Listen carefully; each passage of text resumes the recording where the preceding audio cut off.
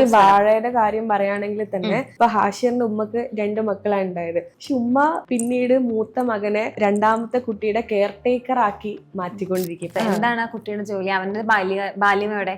നമുക്ക് തന്നെ കാണുമ്പോൾ ഭയങ്കര വിഷമം തോന്നിയിട്ടുണ്ട്. ഒന്നേ ഉള്ളെങ്കിലും ഒലക്കിയെടുത്ത് അടിക്കണമായിരുന്നു. പിന്നെ പോലീസ് സ്റ്റേഷനിൽ പോയി കിടക്കേണ്ടി വരില്ലേ, എന്നിട്ട് ജയിലിലേക്ക് മാറേണ്ടി വരും.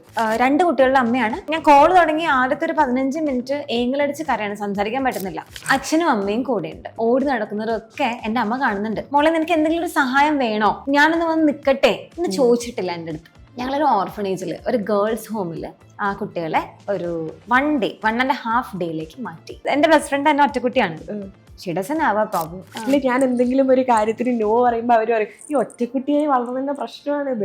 പാർക്കിൽ കൊണ്ടുപോവാ, ബീച്ചിൽ കൊണ്ടുപോവാ, പ്ലേ ഏരിയസിൽ കൊണ്ടുപോവാ, അങ്ങനെ ഒരു സ്പേസ് നിങ്ങൾ ഉണ്ടാക്കിയെടുക്കുക എന്നുള്ളത് മാത്രമേ ഉള്ളൂ. കുട്ടികൾക്ക് എന്താ വേണ്ട? സോഷ്യൽ ഇന്ററാക്ഷൻ നിർബന്ധമായിട്ടും വേണം. കൂടപ്പിറപ്പുകൾ അല്ലെങ്കിൽ പാട്ട് പാടുമ്പോ കൂടപ്പിറപ്പുകളെ കൊണ്ട് ഉപദ്രവം അനുഭവിക്കുന്ന ഒരുപാടുണ്ട്. സിബ്ലിങ്സ് കാരണം കടക്കണിയിലായി പോണ ആൾക്കാരുണ്ട്. പെങ്ങളെ കെട്ടിക്കാൻ വേണ്ടി അനിയനൊരു സ്കൂട്ടർ അല്ല ബൈക്ക് മേടിക്കണം, അതിന് നീ ഇത്ര പൈസ അയക്കണം എന്നാണ്. അവിടെ ജോലി ചെയ്യുന്ന ഒരാളുടെ അവസ്ഥയെ കുറിച്ചും ചിന്തിക്കാറില്ല. മമ്മൂട്ടിയുടെ പഴയൊരു ഏട്ടന്റെ ഭാരം ത്യാഗം ചെയ്യുമ്പോ നമ്മളെല്ലാവരെയും കൈയടിച്ച് പ്രോത്സാഹിപ്പിക്കല്ലേ ഉള്ളൂ. അതേ സമയത്ത് അവനവന്റെ കാര്യം നോക്കി പോയി കഴിഞ്ഞാലോ അയാൾക്ക് സ്വന്തമായിട്ടൊരു ജീവിതം വേണ്ടേ? അപ്പൊ ഞാൻ ഏകാധിപതിയായിട്ട് അങ്ങനെ മതിയെന്ന് തീരുമാനിക്കലല്ല. കുട്ടി വളരുന്നതിനനുസരിച്ച് അവരുടെ നീഡ് അനുസരിച്ച് നമ്മൾ പതുക്കെ നമ്മുടെ ബൗണ്ടറീസിനെ മാറ്റണം. അതൊന്നും അല്ല, നമുക്ക് കണക്ഷൻ ബേസ്ഡ് പാരന്റിംഗ് ആ വേണ്ടത്. വെറുതെ ഇരിക്കാൻ വിടണം അപ്പൊ കുട്ടികളെ? തീർച്ചയായിട്ടും. അപ്പോഴല്ലേ അവര് ലേണിംഗ് ക്യൂരിയോസിറ്റി ആണ്. അവനവന്റെ ബ്രെയിൻ ഉപയോഗിക്കാൻ സ്പേസേ കൊടുക്കുന്നില്ല.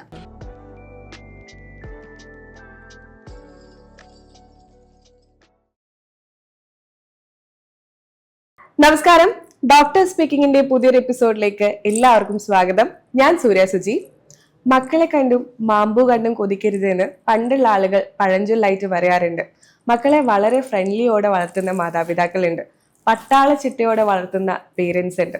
ഇനി ഇവരുടെ വളർത്തുദോഷം കാരണം ജീവിതകാലം മുഴുവൻ ട്രോമ അനുഭവിക്കുന്ന കുട്ടികളുമുണ്ട്. എന്താണ് ജെന്റിൽ പാരന്റിങ്, എങ്ങനെയാവണം ഒരു ഗുഡ് പാരന്റ് തുടങ്ങിയ ഒരുപാട് കാര്യങ്ങൾക്ക് ആൻസർ തരാനായി ഇന്ന് നമ്മളോടൊപ്പം ഉള്ളത് family life parenting coach and sexuality health educator ആയിട്ടുള്ള അമൃത കെ ഫ്രാൻസിസ് ആണ്. ഈ പാരന്റിങ്ങിനെ കുറിച്ച് പറയുമ്പോൾ ഞാൻ ഒറ്റ മോളാ.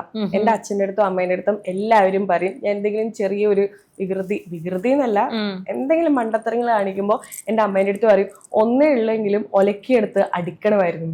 ഒലക്കൊക്കെ എടുത്ത് അടിക്കാൻ പറ്റൂ കുട്ടികളെ? പിന്നെ പോലീസ് സ്റ്റേഷനിൽ പോയി കിടക്കേണ്ടി വരില്ലേ, എന്നിട്ട് ജയിലിലേക്ക് മാറേണ്ടി വരും. അല്ലെ പഴഞ്ചൊല്ലിന്റെ കാര്യം പറയുന്നതാണെങ്കിൽ കൂടി ആളുകൾ പറയും ഒരു കുട്ടിയാണെങ്കിൽ അച്ചടക്കത്തോടെ വളർത്തണം, കാരണം ഇവര് വഴി തെറ്റി പോകാനുള്ള ചാൻസസ് കൂടുതലാണ്, കാരണം ഭയങ്കരമായിട്ടുള്ള പാമ്പറിങ് ഇവർക്ക് കിട്ടുന്നുണ്ട്, കാരണം വേറെ മക്കളൊന്നുമില്ലല്ലോ, എല്ലാ കാര്യങ്ങളും ഈ കുട്ടിക്ക് മാത്രം വാങ്ങിക്കൊടുക്കാം എന്ന് പറയും. പക്ഷെ ശരിക്കും ഒറ്റമൂളി എന്ന് പറയുന്ന ഒരു ലൈഫ് ഞാൻ അനുഭവിച്ച അത്ര നല്ല ലൈഫൊന്നും അല്ല. കാരണം നമുക്കൊരു സിബ്ലിംഗ് ഒന്നും ഉണ്ടാവില്ല കാര്യങ്ങളൊക്കെ ഷെയർ ചെയ്യാൻ. ബാക്കിയുള്ള ആളുകൾ നോക്കുമ്പോൾ അവർക്ക് ചേട്ടനുണ്ട്, അനിയനുണ്ട്, എല്ലാവരും ഉണ്ട്. അപ്പൊ നമുക്ക് ഇമോഷൻസ് ഒന്നും ഷെയർ ചെയ്യാൻ ആരും ഇല്ല. അപ്പൊ ഈ ഒറ്റ മക്കളല്ലേ ഭയങ്കര സുഖമല്ലേ എന്ന് കേൾക്കുമ്പോൾ തന്നെ നമുക്ക് ഇറിറ്റേഷൻ ആവും. അപ്പൊ ശരിക്കും ഈ ഒറ്റ മക്കളോട് എന്താണ് പറയാനുള്ളത്, അല്ലെ ഒറ്റ മക്കളുള്ള പേരൻസിനോട് എന്താ പറയാനുള്ളത്? ഇത് ഞാൻ കുറച്ച് ദിവസം മുമ്പ് ഒരു റീലിട്ടിട്ട് ഞാനിങ്ങനെ ഹെയറിൽ കത്തിയടിച്ച് നടക്കൊണ്ടിരിക്കുന്ന സെയിം ടോപ്പിക്കാണ്. ബേസിക്കലി നോക്കൂ, ഒരു കാര്യം പറഞ്ഞാല് this is A subjective definition. ഇപ്പൊ ഒറ്റക്കുട്ടിയായ സൂര്യക്ക് തോന്നിയ ഒരു ഫീലിംഗേ ആയിരിക്കില്ല മറ്റാർക്കും തോന്നുന്നുണ്ടാവുക. അപ്പൊ ഞാൻ ഇങ്ങോട്ടേക്ക് വരുന്നതിന് മുമ്പ് എനിക്ക് ഉണ്ടായിരുന്ന ഒരു ക്ലയന്റ്, ഇന്നത്തെ രാവിലത്തെ ക്ലയന്റ്, ഡീറ്റെയിൽസ് ഒന്നും പറയാൻ സാധിക്കില്ല, സോറി.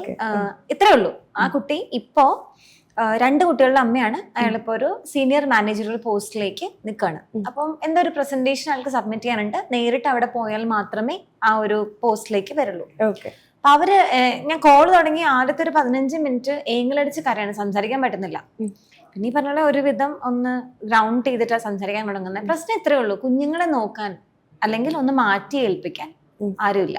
വെക്കേഷൻ ആയതുകൊണ്ട് തന്നെ കുട്ടികളെ നോക്കുന്ന ചേച്ചി വീട്ടിൽ പോയി.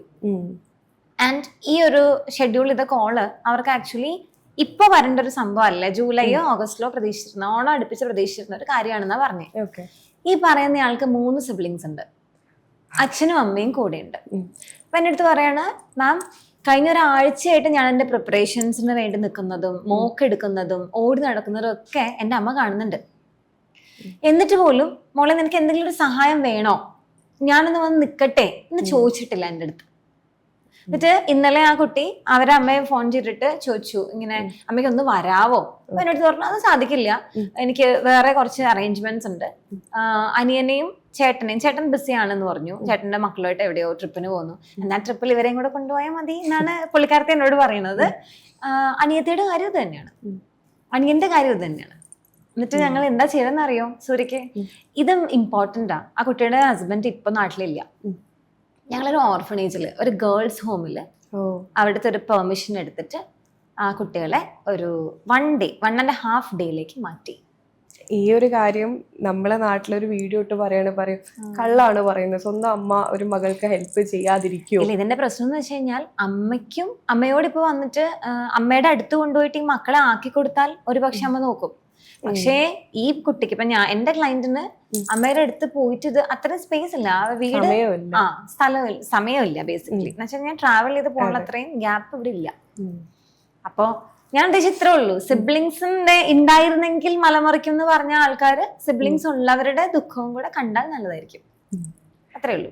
ഇതിനകത്തിപ്പോ കൂടപ്പിറപ്പുകളല്ലേ എന്ന് പാട്ട് പാടുമ്പോ കൂടപ്പിറപ്പുകളെ കൊണ്ട് ഉപദ്രവം അനുഭവിക്കുന്ന ഒരുപാടുണ്ട്. ഇപ്പം എന്റെ വീഡിയോ ഇതിപ്പോ സത്യം പറഞ്ഞു കഴിഞ്ഞാൽ എല്ലാരും കൂടെ വധിക്കട്ടെ, മറ്റേ തമ്മിൽ പിണങ്ങിപ്പോകല്ലേ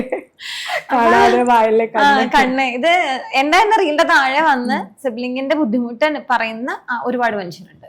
സിബ്ലിങ്സ് കാരണം കടക്കണിയിലായി പോണ ആൾക്കാരുണ്ട്. പെങ്ങളെ കെട്ടിക്കാൻ വേണ്ടി അല്ലെ അവരെ പഠിപ്പിക്കാൻ വേണ്ടി മാത്രം ജീവിക്കുന്ന ആൾക്കാരുണ്ട്. ഇപ്പൊ എനിക്കൊരു ക്ലയന്റ് ഉണ്ട്, എനിക്ക് സത്യം പറഞ്ഞാൽ സങ്കടം തോന്നാറുണ്ട് സ്വയം. എന്ന് വെച്ചാല് ആ കുട്ടിയുടെ കല്യാണത്തെ കുറിച്ച് അവന്റെ അച്ഛനും അമ്മയും പറയാറില്ല. സംസാരിക്കുന്നത് മുഴുവനും വീടിന്റെ കാര്യങ്ങള്, അച്ഛന്റെ വയ്യായിക, അല്ലെങ്കിൽ അനിയത്തിയുടെ പഠിത്തം, അനിയന്റെ ജോലി, അനിയനൊരു സ്കൂട്ടർ അല്ല ബൈക്ക് മേടിക്കണം, അതിന് നീ ഇത്ര പൈസ അയക്കണം എന്നാണ്. അപ്പൊ ഈ അവിടെ ജോലി ചെയ്യുന്ന ഒരാളുടെ അവസ്ഥയെ കുറിച്ചും ചിന്തിക്കാറില്ല. അപ്പം നമ്മള് റോള് എന്ന് പറഞ്ഞൊരു സാധനമുണ്ട്, ഒരു റെസ്പെക്ട്ഫുൾ അല്ലെങ്കിൽ ഇമ്മീഡിയറ്റ് ആയിട്ട് നമുക്ക് വേണ്ട ഒരു ഹയറാർക്കി, ഒരു ഹെൽത്തി ഹയറാർക്കി എല്ലാ വീട്ടിലുണ്ട്. അച്ഛന്റെ അമ്മയുടെ ജോലികൾ എന്തൊക്കെയാണ്, എൽഡർ സിബ്ലിങ്സിന്റെ റെസ്പോൺസിബിലിറ്റീസ് എന്തൊക്കെയാണ്, അതിന്റെ അപ്പുറത്തേക്ക് സിബ്ലിങ്സ് ഉണ്ടെങ്കിൽ എന്താണ്, ഇതൊക്കെ വൃത്തിയായിട്ട് പാലിക്കപ്പെടുന്ന വീടുകളിൽ മാത്രമേ നമുക്ക് ഇതുണ്ടോ. ഇപ്പൊ പവിത്രം എന്നല്ലേ മമ്മൂട്ടിയുടെ പഴയൊരു വാത്സല്യ, ഏട്ടന്റെ ഭാരം, അന്ന് അത് കണ്ട് പക്ഷെ എല്ലാരും കൈയടിച്ചിട്ടുണ്ടായിരുന്നു. അല്ല, അത് ഇങ്ങനെ ത്യാഗം ചെയ്യുമ്പോ നമ്മളെല്ലാവരെയും കൈയടിച്ച് പ്രോത്സാഹിപ്പിക്കല്ലേ ഉള്ളൂ. അതേ സമയത്ത് അവനവന്റെ കാര്യം നോക്കി പോയി കഴിഞ്ഞാലോ. ഇപ്പം കഴിഞ്ഞ ദിവസം സെൽഫിഷ് ആന്ന് പറയും. അത്രേ ഉള്ളൂ. അപ്പൊ പിന്നെ ഈ കൂടപ്പിറപ്പുകള് അങ്ങനെ സത്യം പറഞ്ഞാൽ എനിക്കറിയില്ല കേട്ടോ. ഞാൻ പറയുന്നത് തെറ്റാണെങ്കിൽ കേൾക്കുന്നവർ ആലോചിച്ച് നോക്കിയാൽ മതി. അങ്ങനെ ജീവിച്ചു തീർക്കേണ്ട ഒരു ജീവിതമാണോ ശരിക്കും ഒരു എൽഡറിന്റെ എന്ന് പറഞ്ഞാൽ? അപ്പൊ അയാൾക്ക് ഒരു ആൺകുട്ടി ആയിക്കോട്ടെ പെൺകുട്ടി ആയിക്കോട്ടെ, അയാൾക്ക് സ്വന്തമായിട്ടൊരു ജീവിതം വേണ്ടേ? അയാൾക്ക് ഒരു ഭർത്താവ് അല്ലെങ്കിൽ ഒരു ഭാര്യ, കുടുംബം, അതാണല്ലോ കുടുംബം അല്ലേ? അച്ഛനമ്മ മക്കൾ എന്ന് പറയുന്ന നമ്മുടെ അച്ഛന്റെ അമ്മയുടെയും കുടുംബത്തിലെ ഒരു കണിയാ ഞാൻ, എന്റെ അച്ഛന്റെ അമ്മയുടെയും കുടുംബത്തിൽ. അതേപോലെ എനിക്കൊരു കുടുംബം വേണ്ടേ? അപ്പൊ ഞാൻ അത് നോക്കി തിരിച്ചു പോകണം എന്നാണോ പറയണേ? അതോ അതിനുവേണ്ടി ജീവിക്കണം എന്നാണോ പറയണേ? അപ്പൊ എന്റെ മക്കൾക്ക് വേണ്ടി, എന്റെ ഹസ്ബൻഡിന് വേണ്ടി ആരാ ജീവിക്കുക, എനിക്ക് വേണ്ടി ആരാ ജീവിക്കുക? ഇതൊക്കെ ബാലൻസ് ചെയ്യാൻ പറ്റണമെന്നേ പറയുന്നതിന് അർത്ഥമുള്ളൂ. അപ്പൊ സിബ്ലിംഗ് എന്ന് പറയുന്ന കോൺസെപ്റ്റ് ഞാൻ പറയുന്നത് ഇത്രയേ ഉള്ളൂ. 1, 2 അല്ല 10, 12 മക്കളും ഫൈനാണ് if you are capable enough. അപ്പൊ ഞാൻ ഞാൻ as a healthy human being ഞാൻ തീരുമാനിക്കുകയാണ്, എനിക്ക് 2 മക്കൾ വേണം അല്ലെങ്കിൽ 3 മക്കൾ വേണം, ദാറ്റ്സ് ഫൈൻ. അല്ലാതെ എന്റെ മകനൊരു കൂട്ടായിട്ട്, മകൾക്കൊരു കളിപ്പാട്ടമായി അവരെ നോക്കാൻ വേണ്ടി ആവരുത് മറ്റു 1, 2 കൂടുതൽ മക്കളെ. അത്രേ ഉള്ളൂ. സൊസൈറ്റി പ്രഷർ കാരണം എല്ലാവരും ചോദിക്കുന്നില്ലേ, ഒന്നായാൽ ഇങ്ങനെയായി പോകുമോ? ഇങ്ങനത്തെ ഫോഴ്സോ സ്ട്രെസ്സോ ഒന്നും കാരണമാകരുത് നമ്മൾ 2, 3 മക്കള് വേണം തീരുമാനിക്കുന്നത്. അത്രേ ഉള്ളൂ. പക്ഷെ നിങ്ങൾ ആസ് എ കപ്പിൾ ഇൻഡിവിജ്വലി നിങ്ങൾക്ക് ഫിനാൻഷ്യലി, ഫിസിക്കലി, മൈൻഡ്ഫുള്ളി എനിക്ക് 2 മക്കൾ വേണം അല്ലെങ്കിൽ 3 മക്കൾ വേണം, അങ്ങനെയാണെങ്കിൽ യു ക്യാൻ. അതിന് ഒരു പ്രശ്നമില്ല. അല്ലാതെ ഈ കൂടപ്പിറപ്പിനെ താങ്ങാൻ വേണ്ടിയിട്ട് ഒരു കുട്ടി എന്ന് പറയുന്നത്, ഞാൻ സത്യം പറഞ്ഞാൽ കുറെ വർഷങ്ങൾക്ക് മുൻപെട്ടാ, എന്ന് വെച്ചാൽ 2019 ആയിരിക്കും. എൻ്റെ അടുത്ത് ഒരു ഫ്രണ്ട് പറഞ്ഞ ഒരു കാര്യമാണ്, ഒരു മെയിൽ ഫ്രണ്ടാണ്, അല്ലെങ്കിൽ പറയാം ഞങ്ങളുടെ 2 പേരുടെയും ആദ്യത്തെ മക്കള് സെയിം ഏജ് ആണ്. അപ്പം ഞാൻ പറയാം, ഇനി ഒരു 8 വർഷം കൂടെ കഴിയുമ്പോ ഒരു ബേബി വരണം. അപ്പൊ ഞാനിങ്ങനെ ഓക്കെ അങ്ങനെ വെറുതെ കേൾക്കാണല്ലോ, ഓവർ എ കോഫി ഒരു ടോക്കാണ്. അപ്പൊ പുള്ളി പറയണേ 8 വർഷം കഴിയുമ്പോ എന്ന് പറയുമ്പോ അവിടെ ഒരു 8 വയസ്സാകുമ്പോ ഈ കുഞ്ഞാവ വരുമല്ലോ, ഒരു 9 വയസ്സൊക്കെ ആകുമ്പോഴത്തേനും ഈ ബേബിയാവും. ഓക്കെ, അത് കഴിഞ്ഞിട്ട് ഒരു 9 വർഷം കൂടെ കഴിയുമ്പോൾ അടുത്ത ബേബി. അപ്പൊ ഞാൻ ചോദിച്ചപ്പോ നീ ഇങ്ങനെ കളിക്കുക അവന്റെ കൂടെ, വയ്യാണ്ടായി പോലെ? എനിക്ക് നോക്കാനല്ല, എന്നാലേ എന്റെ കുട്ടി അവനൊരു 20 വയസ്സ് 30 വയസ്സ് ആ ഒരു സമയമാകുമ്പോ റെസ്പോൺസിബിലിറ്റി ഇരിക്കുള്ളൂ. ഇത്രയും ഈ കുട്ടികളെ നോക്കണ്ടേ? പ്ലാനിങ്. നല്ല പ്ലാനിങ്. അത്രയൊക്കെ ഉള്ളൂ സിബ്ലിങ്ങിന്റെ കാര്യത്തിൽ പറയാൻ, അത്രേ ഉള്ളൂ. ഇനി സിബ്ലിങ്സ് തമ്മിലുള്ള റൈവൽറി എന്ന് പറയുന്നതെല്ലാം പേരന്റിങ്ങില് എൻവയറമെന്റിൽ വരുന്ന ഇഷ്യൂസ് കൊണ്ടാണ്. ഇപ്പൊ ഈ വാഴയുടെ കാര്യം പറയുകയാണെങ്കിൽ തന്നെ ഇപ്പൊ ഹാഷിറിന്റെ ഉമ്മക്ക് 2 മക്കളാണ് ഉണ്ടായത്. അപ്പൊ ഹാഷിർ ഇങ്ങനെ ഉമ്മ എപ്പ പ്രസവിക്കും എന്നൊക്കെ കാത്തിരിക്കുന്ന നിക്കാണ്. പക്ഷെ ഉമ്മ പിന്നീട് മൂത്ത മകനെ രണ്ടാമത്തെ കുട്ടിയുടെ കെയർ ടേക്കർ ആക്കി മാറ്റിക്കൊണ്ടിരിക്കും. ഞാൻ പറഞ്ഞപ്പോഴാണ് ഞാൻ അത് റിലേറ്റ് ചെയ്തിട്ട് പറയുന്നത്. ഹഷറെ എന്നാണ് വിളിക്കുന്നത്. എന്താണ് ആ കുട്ടിയുടെ ജോലി? അവന്റെ ബാല്യം എവിടെ? നമുക്ക് തന്നെ കാണുമ്പോൾ ഭയങ്കര വിഷമം തോന്നിയിട്ടുണ്ട്. ഇനി ഹഷീർ ആക്ച്വലി ആ ഇളയ അനിയനെ ടേക്ക് കെയർ ചെയ്യേണ്ട കാരണം എന്താ? അതിനെ തന്നെ ഡിഫൈൻ ചെയ്യുന്നുണ്ട്. ഞാൻ അനുഭവിച്ചിട്ടുണ്ട്, എനിക്കറിയാം ഇങ്ങനെ ഒരു പേര് വന്നാൽ, ഈ ഒരു ഇംപ്രഷനിലായി പോയാൽ ഹൗ മച്ച് ഇറ്റ് കോസ്റ്റ് എന്ന് എനിക്കറിയാം. ഞാൻ അനുഭവിച്ചൊരു ദുഃഖം നിനക്ക് വേണ്ട എന്ന് ഞാൻ കരുതുന്നത് കൊണ്ടാണ്. ഓക്കെ. പക്ഷെ അടുത്ത ആ അനിയൻ ചെയ്തൊരു കാര്യം എന്ന് വെച്ച് കഴിഞ്ഞാൽ ആ കുട്ടി സംസാരിക്കുന്നുണ്ട് ഏട്ടന് വേണ്ടി. ഒരു തവണയെങ്കിലും പറയുന്നുണ്ട് അത് ഏട്ടന്റെ ആയിരുന്നില്ല എന്റെ ആയിരുന്നു എന്ന് പറയുന്നുണ്ട് അല്ലെ? അപ്പോഴും നീ ഏട്ടന്റെ പുറകെയാണ്. ആക്ച്വലി അവൻ എന്താ തെറ്റ് ചെയ്തെന്നുള്ളത് വലിയ ക്വസ്റ്റ്യമാക്കാം.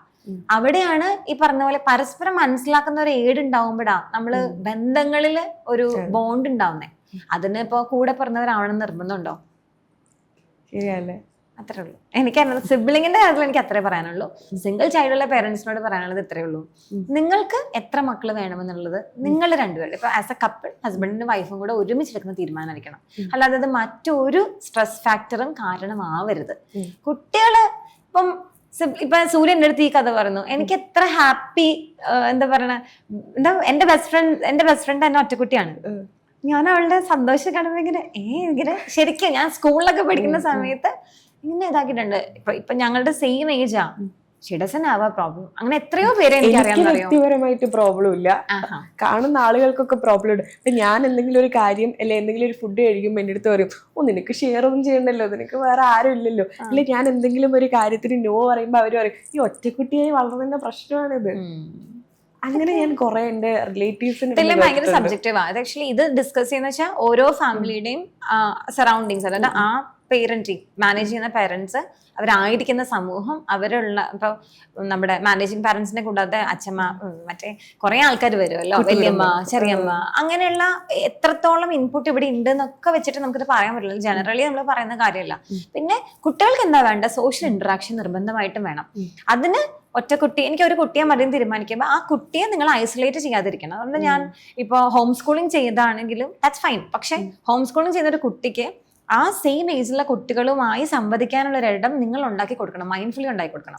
അത്രേ ഉള്ളൂ. ഇപ്പൊ ഒറ്റക്കുട്ടിയാണെങ്കിലും പാർക്കിൽ കൊണ്ടുപോവുക, ബീച്ചിൽ കൊണ്ടുപോവുക, പ്ലേ ഏരിയാസിൽ കൊണ്ടുപോവുക, ഇങ്ങനെ സംസാരിക്കുന്ന ഏരിയാസിൽ കൊണ്ടുപോവുക, ലൈബ്രറിയിൽ കൊണ്ടുപോവുക, അങ്ങനെ ഒരു സ്പേസ് നിങ്ങൾ ഉണ്ടാക്കിയെടുക്കുക എന്നുള്ളത് മാത്രമേ ഉള്ളൂ. അങ്ങനെയാകുമ്പോൾ നിങ്ങൾ ആ കുട്ടിയോട് ഒരു തെറ്റും ചെയ്യുന്നില്ല. ഇനി സ്കൂളിൽ പോകുന്ന നമ്മുടെ സിബ്ലിങ്സ് ആണോ? അല്ല, സിബ്ലിങ്സ് അല്ലല്ലോ നമ്മുടെ ബെസ്റ്റ് ഫ്രണ്ട്. നമ്മള് ആയിരിക്കാം. അതാ ഞാൻ പറഞ്ഞത്, ജനറലൈസ് ചെയ്യാൻ പറ്റുന്നതല്ല. അപ്പം അങ്ങനെ പിന്നെ എല്ലാവരും അവരവരുടെ ലൈഫിലേക്ക് ബിസിയായി പോകുമ്പോൾ പിന്നെ അവസാനം താങ്ങാന്ന് പറഞ്ഞു കഴിഞ്ഞാൽ അത് ഞാൻ ഈ എൽഡർലി കുട്ടികളുടെ തലയിൽ വെക്കുന്ന ഒരു ഭാരമായിട്ടാണ് എനിക്കത് മോസ്റ്റ്ലി ഫീൽ ചെയ്തിട്ടുള്ളത്, ഞാൻ കണ്ടിട്ടുള്ളതും. ഇപ്പൊ പറഞ്ഞ പോലെ പേഴ്സണൽ എക്സ്പീരിയൻസ് ആയിരിക്കാം, ഞാൻ കാണുന്ന ക്ലയൻസ് അങ്ങനെ ആയതുകൊണ്ടായിരിക്കാം. അതല്ലാതെ വേറെ എന്തെങ്കിലും ഫാക്ടർ ഉണ്ടെന്ന് എനിക്ക് തോന്നിയിട്ടില്ല. Okay. The reality of parenting that no one ever talked about. എന്താണ് പാരന്റിങ്? ഇപ്പൊ നമ്മൾ പണ്ടുള്ള ആളുകൾ പറയുന്ന കേട്ടിട്ടില്ലേ, ഞാൻ 10 പ്രസവിച്ചു, സിമ്പിൾ ആയിരുന്നു, എല്ലാവരും അവര് സ്വന്തമായി വളർന്നു. അതായത് പൂച്ചക്കുട്ടികളെ പ്രസവിച്ചിരുന്ന പോലെ അവരൊറ്റയ്ക്ക് വളർന്നു. അല്ലെങ്കിൽ നമ്മളൊക്കെ എന്തിനാണ് ഇങ്ങനെ വളർത്തേണ്ട ആവശ്യം? ഇപ്പോൾ എൻ്റെ അമ്മയുടെ സിസ്റ്ററൊക്കെ അവരുടെ മകളെടുത്ത് പറയുന്നൊക്കെ, നീ എന്തിനാണ് ഇത്രയും കഷ്ടപ്പെട്ട് അവരെ മാനേജ് ചെയ്യുന്നത്? അവളെല്ലാ കാര്യം ജെൻസി പാരന്റ്സ് കുറച്ചുകൂടി ടേക്ക് കെയർ ചെയ്യുന്ന കേട്ടിട്ടില്ലേ കുട്ടികളെ? അപ്പൊ അവളെല്ലാ കാര്യത്തിലും സൂക്ഷ്മമായി ഇങ്ങനെ ഓരോന്ന് പഠിപ്പിച്ചു കൊടുക്കുമ്പോൾ അവരൊരു എന്തിനാ ഇങ്ങനെയൊക്കെ ചെയ്യുന്നത്, കുട്ടികൾ അങ്ങ് തനിയെ വളർന്നോളും എന്ന് പറയും. അപ്പോ പാരന്റിങ് ഇപ്പൊ ഒരു കോഴ്സ് ആയിട്ട് മാറിയിട്ടുണ്ട്. അപ്പൊ ശരിക്കും അങ്ങനത്തെ ഒരു പാരന്റിങ് കോഴ്സ് വേണോ? എങ്ങനെയായിരിക്കണം ഒരു good parent? Emotionally physically stable ആയിട്ടുള്ള ഒരാളാണെങ്കിൽ, നിങ്ങൾക്ക് സെക്യൂർ ആയിട്ടുള്ള ഒരു അറ്റാച്ച്മെന്റ് നിങ്ങളുടെ കുട്ടിക്ക് കൊടുക്കാൻ പറ്റുമെങ്കിൽ നിങ്ങളൊരു ഗുഡ് പാരന്റ് ആണ്. ഓക്കെ, അത്രേ ഉള്ളൂ. അതല്ലാതെ വേറെ ക്രൈറ്റീരിയാസ് ഒന്നുമില്ല. ഇനി ഇതും സബ്ജക്റ്റീവാണ്. നിങ്ങൾക്ക് അറ്റ്ലീസ്റ്റ് ഇത്രയും ഇപ്പോൾ എനിക്ക് നെഞ്ചത്ത് കൈവച്ച് എനിക്കിത് കൊടുക്കാൻ പറ്റിയിട്ടുണ്ടെന്ന് എനിക്ക് തോന്നുവാണെങ്കിൽ ഐ എം ഗുഡ്. ഇനി ഞാൻ പേരന്റിങ് ആക്ച്വലി സംസാരിക്കുന്നത് മക്കളെ വെച്ചിട്ടാണ്. ഇപ്പൊ 3 മക്കളുണ്ടെന്ന് വെച്ചാൽ 3 പേര് 3 ഹ്യൂമൻ ബീങ്സ് ആണ്. അതെ. ആ 3 ഹ്യൂമൻ ബീങ്സിന്റെ നീഡ് എന്താണ്, റിക്വയർമെന്റ് എന്താണെന്ന് മനസ്സിലാക്കി വേണം ഞാൻ പേരന്റ് ചെയ്യാൻ. അല്ലാതെ ഞാൻ 3 പേരുടെ ഗർഭകാലം ഒരേപോലെ ആയിരിക്കും? അല്ല, 3 പ്രഗ്നൻസി ഡിഫറെന്റ് അല്ലേ? അപ്പൊ പിന്നെ ഈ 3 കുട്ടികൾ ഒരേപോലെ ആവുന്നത് എങ്ങനെയാ? അങ്ങനെയാണെങ്കിൽ ആദ്യം ഉണ്ടായ കുട്ടിയെ പോലെ തന്നെ ഇരിക്കേണ്ട രണ്ടാമത്തെ കുട്ടിയും. അതെ. കാണാനാണെങ്കിലും സംസാരിക്കാനാണെങ്കിലും അങ്ങനെ ആരെങ്കിലും ഒക്കെ ഉണ്ടാവും? ഇല്ല ഇല്ല, വളരെ കുറച്ച് പേര്. ഇപ്പൊ ഈ ട്വിൻസ് ആയിരിക്കും വേണ്ട, അല്ലെങ്കിൽ അച്ഛനെ പോലെ വരുന്ന, അങ്ങനെ അല്ലെങ്കിൽ ഇതൊക്കെ ഒരുപോലെ ആണെങ്കിൽ പിന്നെ എല്ലാവരും. ഇപ്പൊ എന്റെ വീട്ടിൽ ഞാൻ മൂത്ത കുട്ടിയാണെങ്കിൽ ഇനി വരാൻ പോകുന്ന 4 പിള്ളേരെ എന്നെ പോലെ തന്നെ ഇരിക്കണ്ടേ? അപ്പൊ ഇറ്റ്സ് നോട്ട് ദ സെയിം. അത്രയാണ് ബേസിക്കലി മനസ്സിലാക്കേണ്ട കാര്യം എന്ന് പറയുന്നത്. 1. 2 എന്ന് പറഞ്ഞു കഴിഞ്ഞാല് പണ്ടെന്ന് പറഞ്ഞു കഴിഞ്ഞാൽ ഇപ്പൊ നമ്മുടെ കുട്ടിക്കാലത്ത് ബേബി ബ്ലൂമേഴ്സ് ആയിട്ടുള്ള നമ്മുടെ പേരൻസ് വളർത്തിയ സമയത്ത് it was A combined effect, collective effect ആണ്. ഓക്കെ, ഒരു അച്ഛനും അമ്മയും കുട്ടികളും ഉള്ള ഒരു വീടിനേക്കാൾ ഉപരി അവിടെ ഒരുപാട് പേരുണ്ട്. കൂട്ടുകുടുംബത്തിനേക്കാൾ ഉപരി ഇപ്പൊ ഫോർ എക്സാമ്പിൾ ലൈനിലൊക്കെ താമസിക്കുക, അപ്പുറത്തെ വീട്ടിൽ ഇപ്പുറത്തെ വീട്ടിൽ നെയ്ബർഹുഡ് ഉണ്ട്.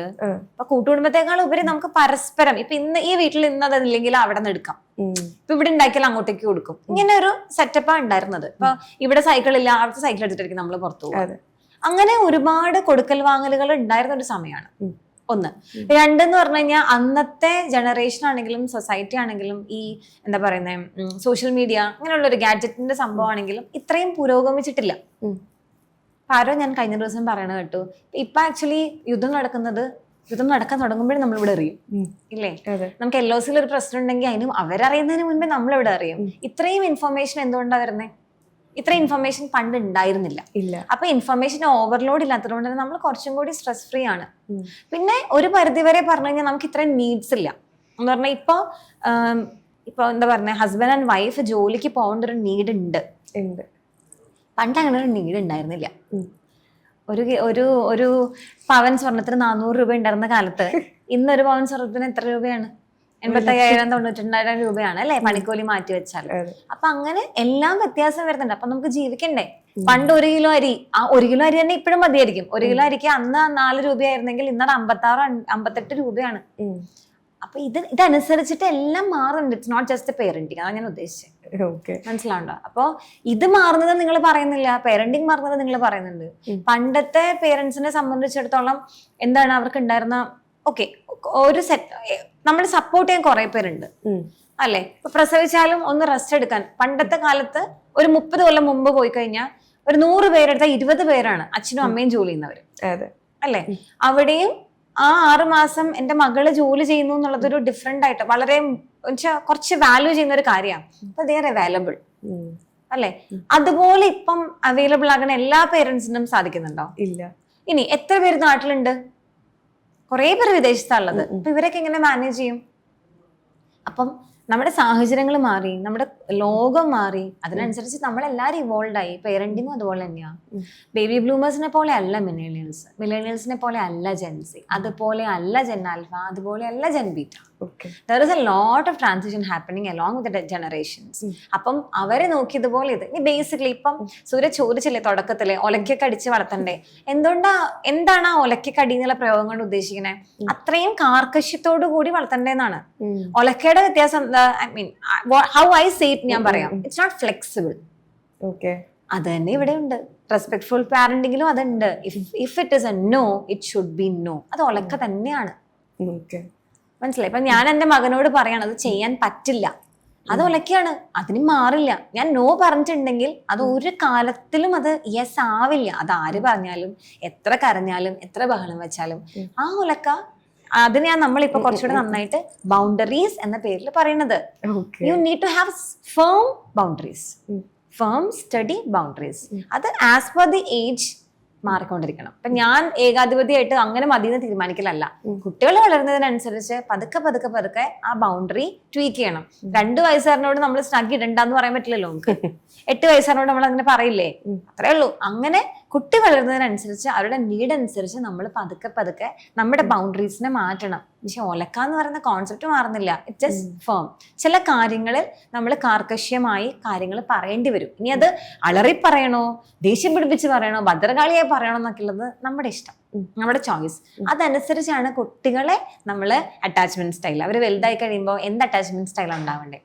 റിലേഷൻഷിപ്പ് അവരെങ്ങനെയാ ടേക്കപ്പ് ചെയ്യുന്നത്, അവർ തമ്മിലൊരു പ്രശ്നം ഉണ്ടാകുമ്പോൾ അവരെങ്ങനെയാ നാവിഗേറ്റ് ചെയ്യുന്നത്, ഫിയർ ബേസ്ഡ് പാരന്റിങ് ആണോ? ഓക്കെ, ഫിയർ ബേസ്ഡ് പാരന്റിംഗ് എന്ന് പറയുമ്പോൾ അവരെന്താ, അവർ ആൻസൈറ്റിയിലാണ്, അയ്യോ എനിക്ക് അടി കിട്ടും. നമ്മളൊക്കെ അങ്ങനെയായിരുന്നു, ഞാനൊക്കെ അങ്ങനെയായിരുന്നു, അടി കിട്ടും അല്ലേ? മിലേനിയൽസിന്റെ കോൺസെപ്റ്റ് അങ്ങനെയാ, അടി കിട്ടും മോനെ, അറിഞ്ഞ പ്രശ്നം. അപ്പൊ ഫിയർ ബേസ്ഡ് ആണ് അവിടുത്തെ പേരന്റിങ്. പിന്നെ എന്താണ്, emotional based, connection based parenting നമുക്ക് ഇപ്പൊ വേണ്ടത്. റിവാർഡ് ബേസ്ഡ് പാരന്റിങ് ഉണ്ട്, അതായത് അത് ചെയ്താൽ ഇത് കിട്ടും, ഇത് ചെയ്താൽ ഇത് കിട്ടും. അപ്പൊ ഈ എക്സ്റ്റേണൽ റിവാർഡിന് വേണ്ടി മാത്രമാണ് കുട്ടികൾ ഒരു കാര്യം ചെയ്യുന്നത്. മൊബൈൽ കാണിച്ചിരുന്നാൽ ഫുഡ് കഴിക്കും എന്ന് പറയുന്ന പോലെ അത്രേ ഉള്ളൂ. അതൊന്നും അല്ല, നമുക്ക് കണക്ഷൻ ബേസ്ഡ് പാരന്റിങ് ആ വേണ്ടത്. അതായത് എന്റെ ഒരു തെറ്റ് ചെയ്താലും ഞാൻ അവിടെ അക്സെപ്റ്റബിൾ ആണ്, ഞാൻ സെക്യൂർ ആണ്, എന്നെ ഞാനായി അംഗീകരിക്കുകയും സ്നേഹിക്കുകയും ചെയ്യുന്ന ഒരു പേരന്റ് എനിക്കുണ്ട്. അതിൽ നിന്നാണ് കണക്ഷൻ ഉണ്ടാവേണ്ടത്. ആ കണക്ഷനിൽ നിന്നാണ് പേരന്റിങ് ഉണ്ടാവണ്ടേ. ഇങ്ങനെയാണ് പേരന്റിങ് ഇവോൾവ് ചെയ്തിട്ടുള്ളൂ. അല്ലാതെ പഴയ ശരീരം എന്ന് പറഞ്ഞാൽ ബെൽറ്റ് കൊണ്ട് അടിക്കുന്ന രീതി, കെട്ടിട്ട് അടിക്കുന്ന രീതി, അത് ഓക്കെ അല്ല. അതേപോലെ എന്ത് ചോദിച്ചാലും സമ്മതിച്ചു കൊടുക്കുന്ന രീതി, അതും ഓക്കെ അല്ല. നമുക്ക് ചില ഒലക്കകൾ വേണം. അത് അടി, ഫിസിക്കൽ അബ്യൂസിനുള്ള രീതിയിലല്ല, നമ്മുടെ തീരുമാനങ്ങളിൽ, നമ്മുടെ പേഴ്സ്പെക്റ്റീവ്സിൽ, നമ്മൾ കുട്ടികൾക്ക് കൊടുക്കുന്ന ചില കാര്യങ്ങളിൽ. ഇന്നത്തെ ഒരു ദിവസം നിനക്ക് 2 മണിക്കൂറേ സ്ക്രീൻ ടൈം ഉള്ളൂ, അതൊരൊലക്കാണ്. അതിനെ ഫ്ലെക്സിബിൾ നിങ്ങൾ ആക്കണ്ട. ഒലക്കനെ നമുക്ക് 10 മിനിറ്റ് 10 സെന്റിമീറ്റർ അങ്ങോട്ടും കൂടെ മാറ്റാൻ പറ്റില്ലല്ലോ. അമ്മ അതും കൂടെ എന്ന് പറയുമ്പോൾ നോ 2 മണിക്കൂർ 2 മണിക്കൂർ. ഇങ്ങനെയാണ് പേരന്റിങ് ഇവോൾവ് ചെയ്തുകൊണ്ടിരിക്കുന്നത്.